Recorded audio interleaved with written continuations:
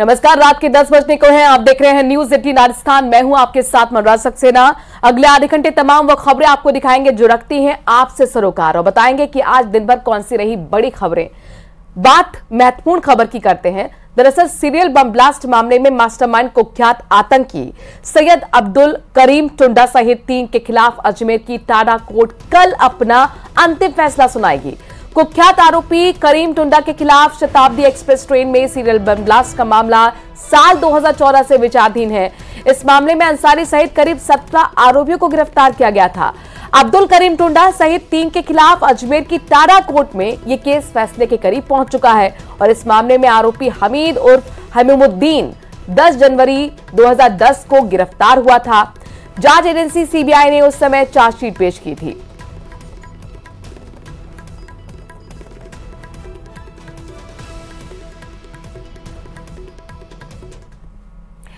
राज्य खुफिया निदेशालय यानी कि डीआरआई ने एक बड़े ऑपरेशन को अंजाम दिया है। चूरू रेलवे स्टेशन पर करीब 2 करोड़ से ज्यादा की कीमत का 4 किलोग्राम सोना बरामद हुआ है। 4 किलो 200 ग्राम दरअसल ये सोना है। डीआरआई के अधिकारियों के मुताबिक 2 स्मगलर्स को इसमें पकड़ा भी गया है जो कि कोलकाता सेलादा एक्सप्रेस से सोना तस्करी करके चुरू ला रहे थे। ये दोनों तस्कर फतेहपुर के रहने वाले हैं। इस गोल्ड स्मगलिंग के तार विदेश से जुड़े हुए हैं। डीआरआई ने दोनों स्मगलर को कोर्ट में पेश किया है।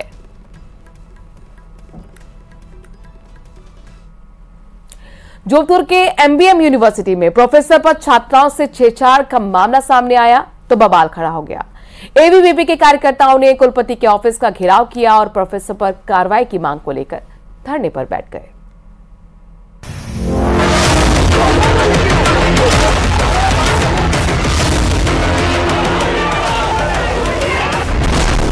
प्रोफेसर का डर्टी कांड, प्रोफेसर के खिलाफ कार्रवाई की मांग। छात्राओं के समर्थन में उतरे एबीवीपी के छात्र, कार्यकर्ताओं ने किया कुलपति का घेराव। छात्राओं को भेजता था गंदा मैसेज।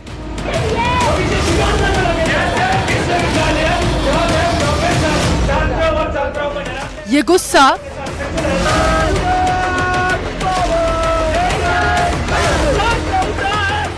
ये नारेबाजी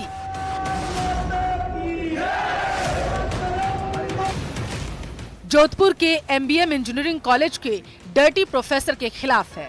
एबीवीपी के कार्यकर्ताओं ने कार्रवाई की मांग को लेकर प्रदर्शन किया।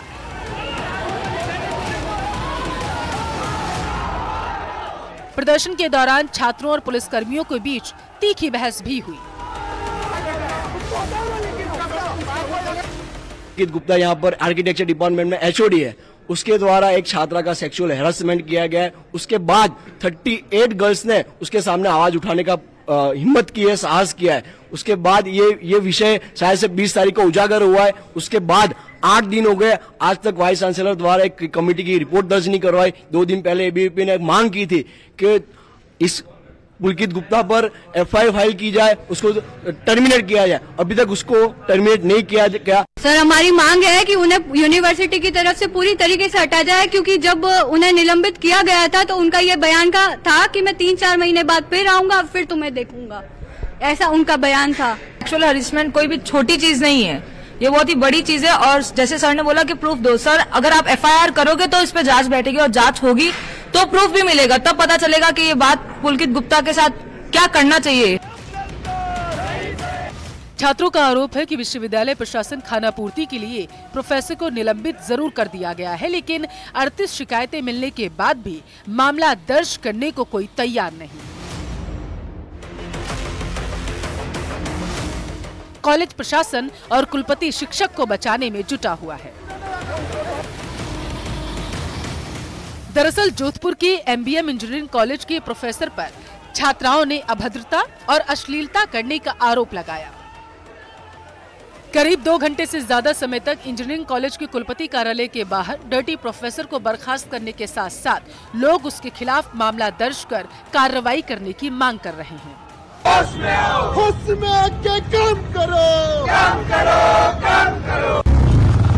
नमस्ते। राजस्थान के अंदर आज भी बलात्कार की घटनाएं हो रही है। जहाँ पे सरकार का, हम पिछली सरकार में बलात्कार की घटनाओं का विरोध करते थे, लेकिन आज भी बलात्कार की घटना हो रही है। अलवर की घटना देख सकते हैं, बीकानेर की घटना देख सकते हैं और बीकानेर की घटना देख सकते हैं। तो पुलिस प्रशासन इन लोगों को जल्द से जल्द पकड़े और कार्रवाई करे।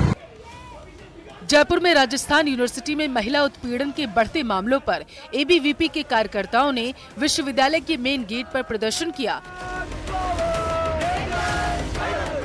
और राज्यपाल के नाम ज्ञापन सौंपा।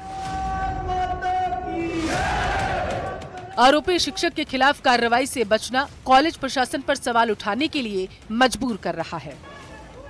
Bureau report, news 18 Rajasthan.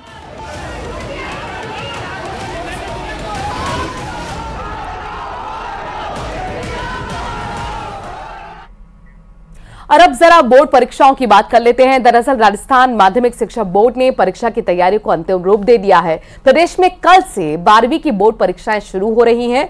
वहीं 10वीं की बोर्ड परीक्षा 7 मार्च से शुरू होंगी। इस बार परीक्षा में लगभग 19,39,645 स्टूडेंट्स परीक्षा देंगे। स्टूडेंट्स के लिए मार्च का महीना परीक्षा के बीच गुजरेगा। वहीं शिक्षा विभाग के अधिकारियों ने चुनाव को लेकर तैयारियां पूरी की। साथ ही पेपर लीक की घटनाओं को देखते हुए शिक्षा विभाग ने सतर्कता बढ़ा दी है। परीक्षा में फ्लाइंग स्क्वाड टीम को भी स्मार्टफोन अलाउड नहीं होगा और पेपर की जो वीडियोग्राफी होगी वो भी की जाएगी।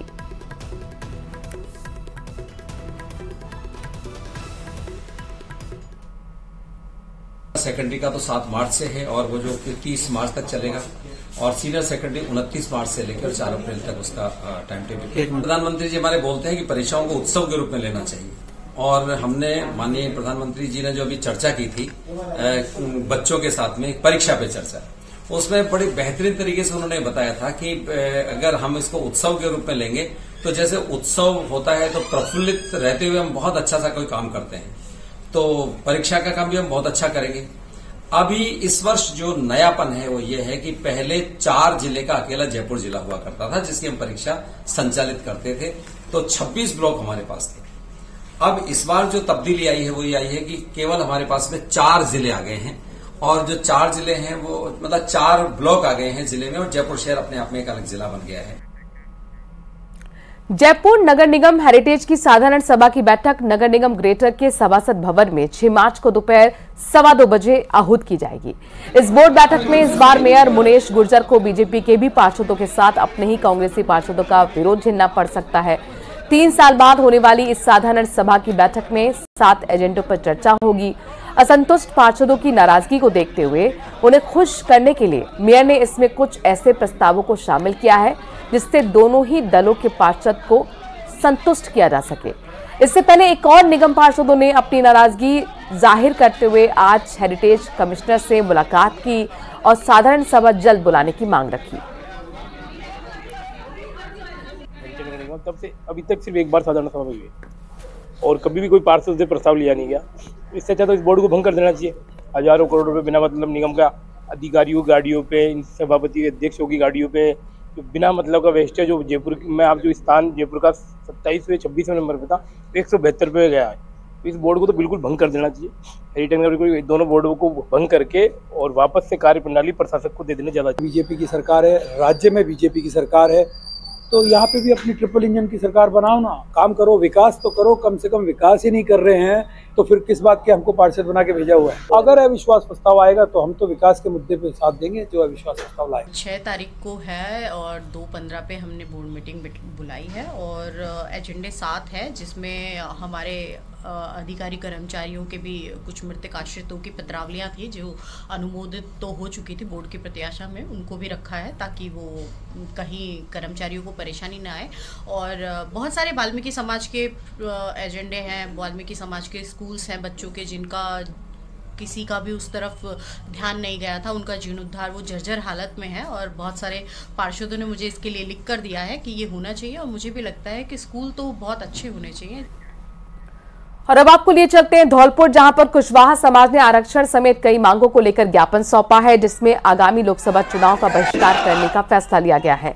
25 फरवरी तक प्रशासन की ओर से वार्ता के लिए बुलाए न आने पर समाज में आक्रोश है और संघर्ष समिति की ओर से अब 12% आरक्षण और 12 सूत्रीय मांगों को लेकर चर्चा की गई, जिस पर प्रशासन ने समिति को वार्ता का आश्वासन दिया था। इसके बाद 5 मार्च को महापंचायत करने का फैसला लिया गया है। समाज के बंधुओं द्वारा 5 मार्च को कुशवाहा छात्रावास धौलपुर में कुशवाहा महासभा का आगाज किया गया, जिसमें आरक्षण को लेके चर्चा की जाएंगी और ये निर्णय लिया जाएगा कि सरकार हमारी सुनवाई नहीं कर रही है।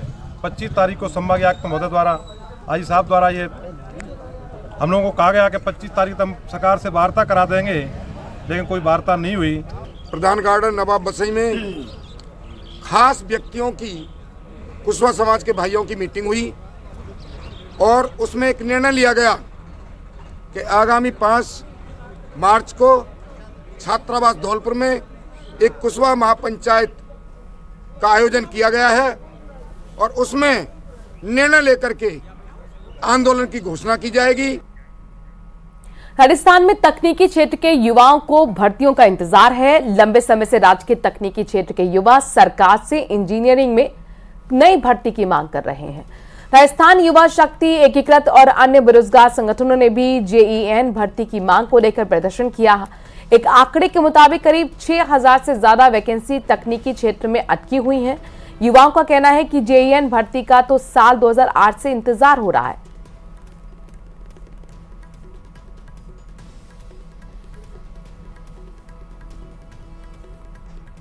देखिए सर, ये इंजीनियरिंग डिपार्टमेंट की बात है, क्योंकि आज के दिन घर में एक चलन चल गया मार्केट के अंदर कि बच्चे ने बीटेक कर लिया, इंजीनियरिंग कर ली, मतलब बेरोजगार है, पक्का परमानेंट बेरोजगार हो गया।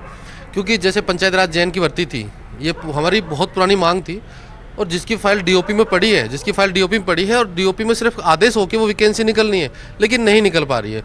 इंजीनियरिंग की बहुत सी हैं, चाहे वो जलदाय विभाग में ले लो, चाहे वो अपने क्या नाम है इसमें बिजली विभाग में ले लो, काफ़ी भर्तियां पेंडिंग पड़ी हैं।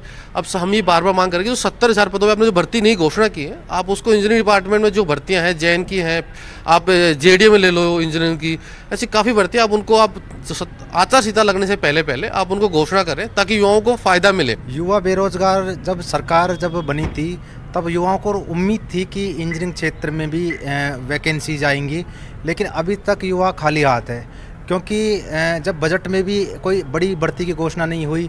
कॉलेज खुले हुए हैं, इंजीनियरिंग कराते हैं और पॉलिटेक्निक कॉलेज भी बहुत सारी है।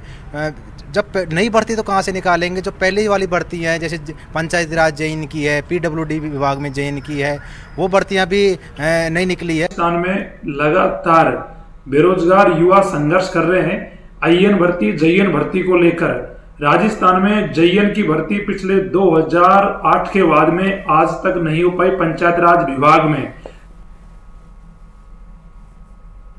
की भर्तियों को लेकर के युवा बेरोजगार लगातार सरकार से मांग कर रहे हैं। राजस्थान के अंदर नई सरकार आने के बाद में 70,000 नई भर्तियों का ऐलान जरूर किया गया है, लेकिन इनका वर्गीकरण अब तक नहीं किया गया है।